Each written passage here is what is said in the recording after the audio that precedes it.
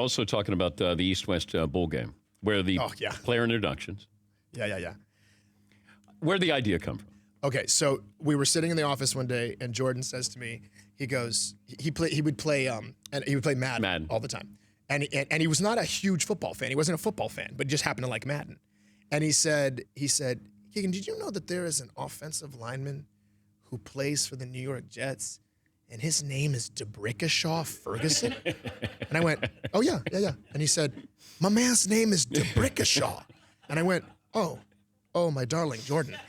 That's the tip of the iceberg, bro. DeBrickashaw may as well be John Smith compared to some of the people out there playing football. So he was like, really? And I said, oh, yeah, check. Like, there are players who have very colorful names. So one day, a week later, I stroll into the office, and Danny just like this, he just hands me a script. And I take the script, and I'm just like, what's this? And I'm just going through, and there's this cavalcade of names. And I'm just going, okay, so let's just make this. When did you write this? He goes, oh, no, I was kind of toying around with it last night. Last night? And he said, and then I just had some thoughts. And then he wrote the whole thing. And I think maybe, I can't remember, maybe I contributed Dan Smith, the guy who went to BYU at the end. But other than that, he wrote every single one of those names. And then you had Clinton Dix. Clinton Dix. As Clinton Dix. Frosty Rucker, Ismaili Kitchen, and DeBrickashaw. DeBrickashaw did that for us. And then somebody else. Ismaili Kitchen is a fantastic name. That is a fantastic name. Silverberry Mouton. I applaud, and this is not even sarcasm. I applaud the imagination of these women. Because they want their babies to be individuals in the world. Now, there are some people I think who have names where it's kind of hard to live up to a name. I mean, it's something. If you're going to name your child Peerless Price, that's the name. That's like something. That's like you came out of the womb with a goal. God Sham God. God Sham God was the one I was trying to think of. God Sham God. Yeah. Hey, the name. You've got something to aspire to. But then you came up with McCringleberry.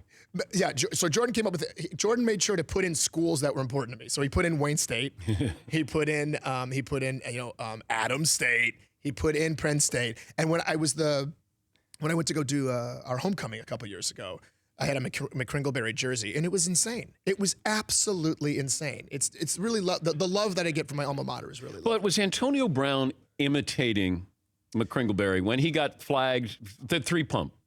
The funny thing about his 3-pump is he was doing a back 3-pump, right? So he's doing. Okay, here we go.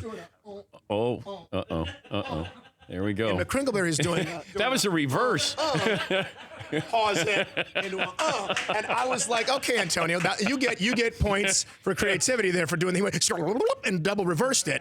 But you know who did it? It was Kenny Britt and Lance Moore. They for real did it. Lance Moore was the first one to really do it. Scored a touchdown. Kenny Britt runs next to him, takes his diaper, right? And he stands there. He did the form was perfect. And Kenny Britt even threw the flag, which was You should go I'll pay their fine.